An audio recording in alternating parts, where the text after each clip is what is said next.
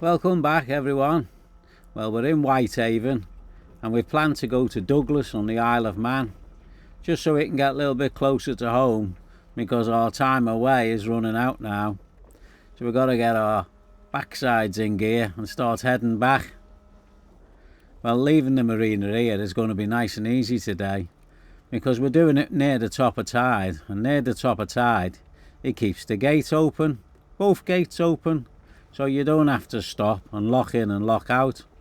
About 2 hours either side the top of tide. This is on free flow, so you just call them up and slide out. And if you have another look, there's a yacht in front of us sliding out as well. It's just a little bit ahead there. Well, it's not the very best day for us to go today, but we don't seem to have many choices looking at the forecast for the next week or so. And as we've only got just over a week to get back, we've got to make a move. Now it sounds like plenty of time a week, but no, there's a week of gales coming in, so we've got to work our way in between the areas of high wind and see what we can use of what's left. Well, it blew just a little bit last night and it's left a little bit of a bumpy sea just outside the door. But we're lucky at the moment because the wind's with the tide, so it's not too lumpy. It's starting off southwesterly, which more or less is the direction we're going to go into. Then it should back a little and be a little bit more southerly and ease off a bit as well. So it's only about 15 knots at the moment and it's supposed to drop down to about 7 or 8 knots. So we've got a relaxing journey ahead of us once we get out this bumpy water. Well, this bumpy water is not uncomfortable in any way really, because the fetch is quite long in it. So although the bow actually crashes through every now and then, we're keeping an okay pace up and the motion on top of Swallow quite smooth, so we're not getting thrown round. You can see me just holding with my hand very comfortably. Okay, we're starting off here at Whitehaven and we're going to go all the way down here, hopefully, to Douglas. And as you can see, it's some 40 miles and there's not much going to be favourable today. The wind's starting off at about 15 knots on a southwesterly, which is almost dry into us.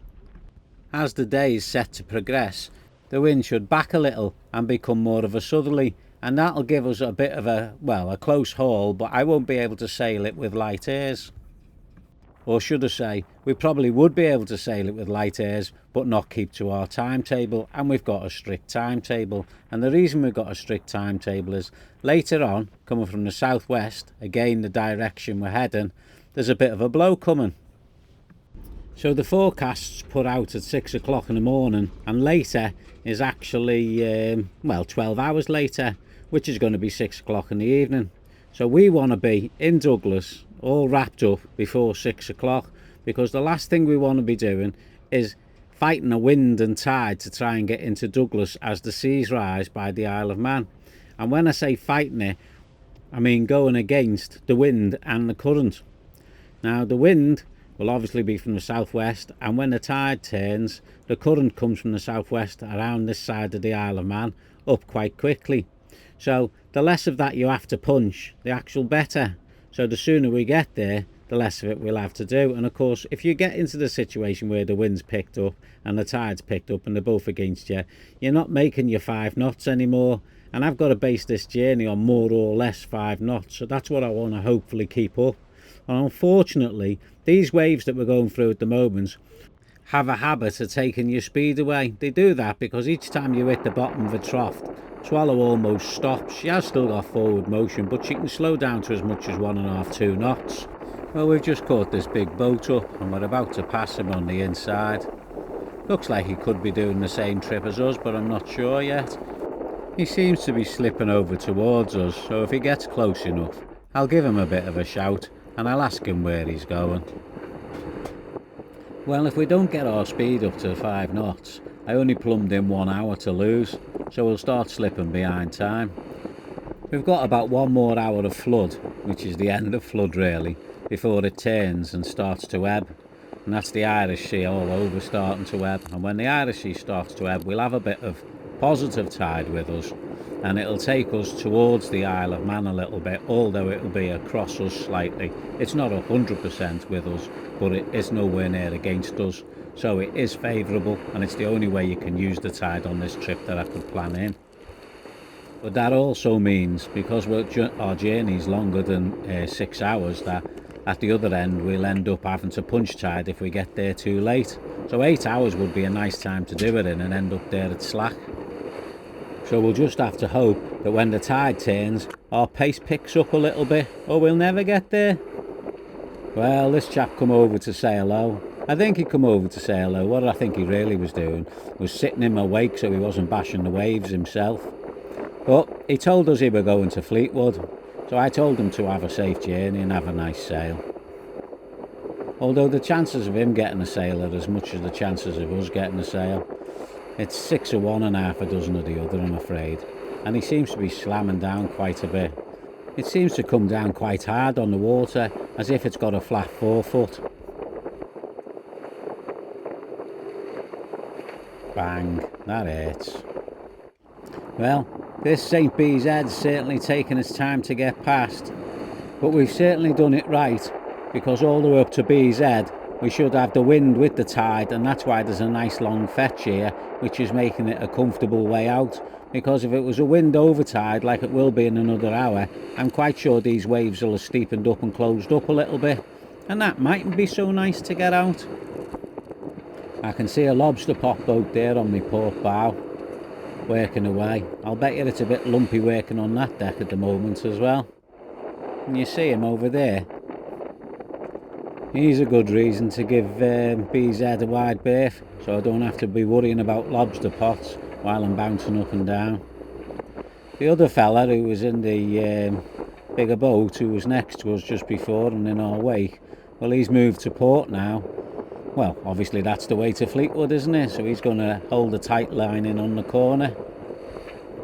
So I hope he keeps a close eye out for lobster pots if he's heading that way. There he is. I can actually hear his boat every now and then come down with a right good crash. It doesn't half seem to explode as it hits the water. But I'm sure it'll get better for both of us as we get round this corner. Well, I can just see the next headland after St. B's Head starting to stick out there, which is a good feeling, because it means we're about to exit the Solway Firth and get into the Irish Sea. And that, my friends, I'm hoping will lower this bump a little bit. And that over there is the last we'll see of him, because he's going to go round that corner and down there. Well, as almost like magic, we passed St. B's Head, and we haven't much past it, but the water's starting to level out a little bit. It's still a little bit lumpy, but it's come down considerably from what it was. Still, I'm not happy with the speed over the ground at the moment, but the tide hasn't really started to turn much and we haven't got any lift off it as yet. I think it's definitely nicer in here anyway than it is out there. When the spray comes over, I don't have to wear it. And it does come over every now and then. Well, I get about a mile or two out and I turn round to have a wave goodbye to BZ, and the one thing that I notice is that other sailing boat has vanished. Completely vanished. Doesn't exist. Not out here anymore. Well, there's no way he could have disappeared out of my sight, so God only knows what happened to him. Well, it's time to stick my second fix on the chart, which means 2 hours are gone. We're punching into about 14 knots of wind, 15 knots of wind still. And we're only this far out, which isn't tremendous. It's about 6 miles, and we should be 10 miles, so we're 4 miles down. That's not the best, is it? But we are making our way through the water, and it's slowly starting to pick up a little bit of speed over the ground, which is good. But that's not all an accident.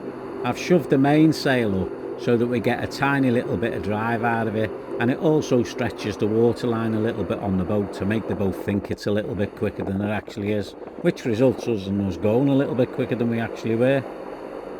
And as we seem to get a tiny little bit more angle out of the wind, I let the foresail join the mainsail in getting us a motor sail going, and then the pace starts picking up. So now it actually feels like we're definitely going to get somewhere, because we're starting to move a bit quicker through the water. By the way, that dark patch underneath the mainsail or the foresail, that's the Isle of Man. It don't look that far, does it, when you're looking at it like that? But it is. It's the whole trip to get over there. The closest point, which is obviously probably the darkest point by Ramsay's, called Muggold's Head, But Ramsey's are not our destination, but it is definitely a bolt hole should we need it, as is Laxey. And the last one, bolt holes, is turning back to where we've come from if we have to. So we've got a couple plugged in. The wind's now backed a little bit, so it's more useful, but it's dropped down quite a lot. There's not enough puff in that wind there. It's reading 13.8 apparent, not true. True, you're going to take the 6 off it, so it's about 8 knots. 8 knots wouldn't push us at 5 knots when we're going into the wind, unfortunately, in a lumpy wave. It might get us close to 4.5 knots if the sea were nice and flat, but I think we're going to have to wait a little bit longer for this to fall flat. Although at our present rate of motor sailing, we're going to actually get there probably on time. We won't be far behind, and we'll certainly catch up the little bit that we've lost behind. Just keep this 6 knots over the ground up will do me fine. We're just east of King William Banks at the moment, which puts us about 10 miles east of Ramsey and about 26 miles northeast of Douglas. Well, the absolutely closest bit of land you can see over there will be this bit here, and that's 7 miles away from us. But it's very hard to see because it's very misty, and I think that's the order of the day. Only just noticed this fast ferry behind us, but we're safe anyway because he's not going to come across the banks in front of us or behind us. Well, the sea's really flattened out now, and we seem to be screaming along at quite a good pace. We're managing to maintain over 6 knots, but it's a joint effort.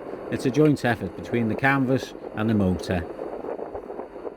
Well, the Isle of Man almost looks close enough just to motor over to now if you wanted to, but we're still 4 miles from land and still quite a bit from our destination. But we're still making a good pace, although we're coming up to slack water. Slack's in about another 40 minutes. So this is the last 40 minutes of positive tide that we've got. Or should I say, there's virtually no tide at the moment. And it will stay that way for about it'll stay that way for about an hour and 15.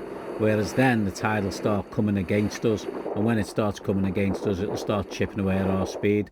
But at the present rate, that should only affect our last hour to hour and a half, which keeps us on time for what we wanted. It started raining again, so it's time to go inside and make a brew, I think. We're only 3 miles away from the land, yet you can hardly see it with the drizzle now.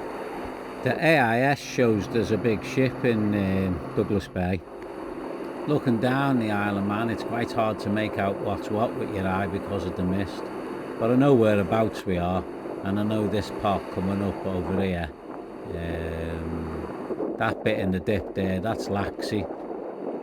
And ahead of us there in the distance, well, that's our destination when we get there. Well, final bit of statistics, 5.5 through the water, not much wind, 5 miles just over to go, and the speed that we're making over the ground is, well, it's less than what we're putting through the water, which means the tide has already started to flood against us. That big lump of rock's Clay Head, and if you just go round the corner of Clay Head towards Laxey, there's 2 moorings you can pick up if you need to. They're always good for an emergency grab. There's that ship ahead of us now, coming up right in the middle of the bay. Well, feeling pretty pleased at the moment because everything's worked out just about to plan, and we haven't got that far to go, and the wind hasn't started picking up, which makes me very happy. There's not been enough to make useful sailing, so I'm glad it's worked as a motor sail.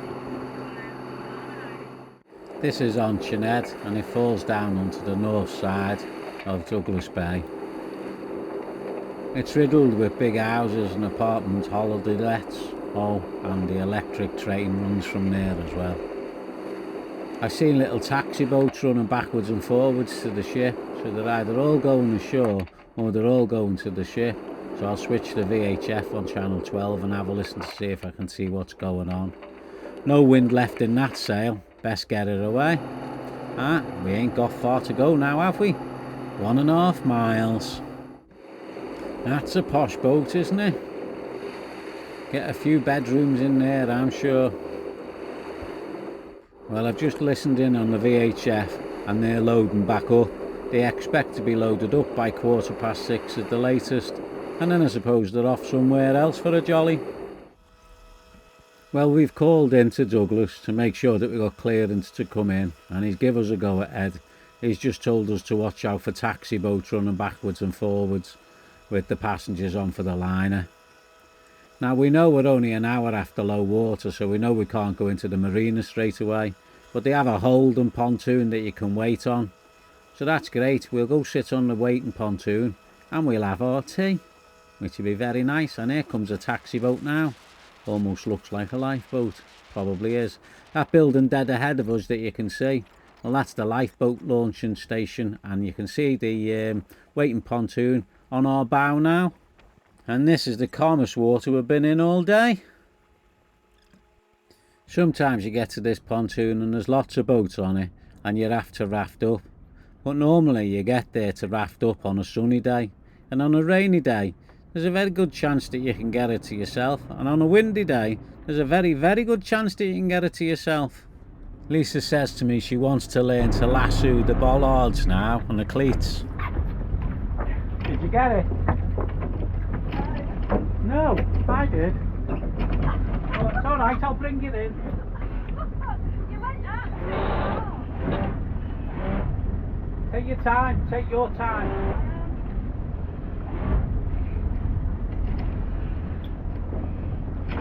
Look. Did you do it? Yeah. As I went to throw it, it went like that. Just keep the line down because you'll lift it off.